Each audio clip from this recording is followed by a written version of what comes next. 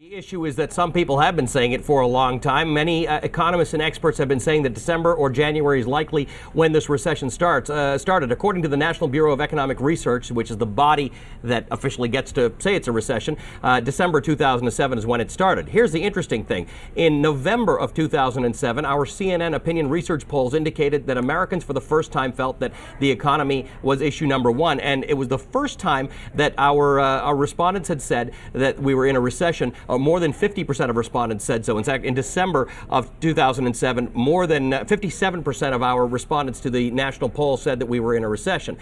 Interestingly enough, after December, every month after that, we lost jobs in the United States. We've now lost a total of 1.2 million jobs. We're expecting to lose another 300,000 for the month of November, so that'll bring it to 1.5 plus whatever December brings, so probably close to 2 million jobs for the year. And fundamentally, Melissa, for all the measures of the economy, perhaps one of the most important for the U.S. economy, which is so dependent on consumer spending, is the ability to earn an income. So the idea that you're out of a job or the fear that you might lose a job is probably one of the greatest influences on how deep and how long this recession will be. I should tell you that a U.S.-only recession typically lasts 8 to 10 months. A global recession, which is probably what this is, lasts 16 to 18 months typically. But a lot of things about this particular one have not been typical. So hard to know whether we're more than halfway through or not. And that's sort of where we are. There's not a whole lot more you can do with that information except to know that it's serious enough that if you haven't taken your own evasive measures,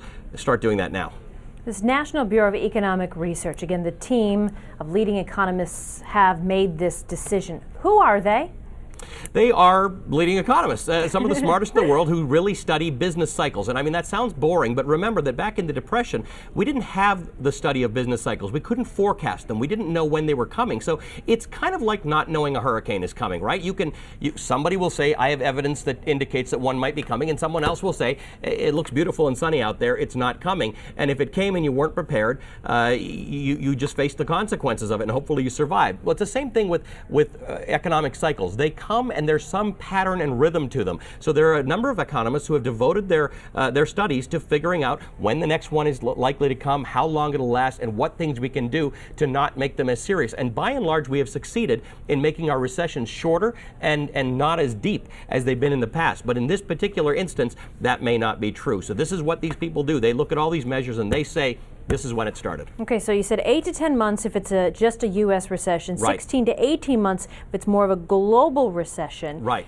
We've already trimmed some 1.2 million jobs from the payroll just in the first 10 months right. alone. So kind of give us the crystal ball perspective of what we can expect in 2009 then.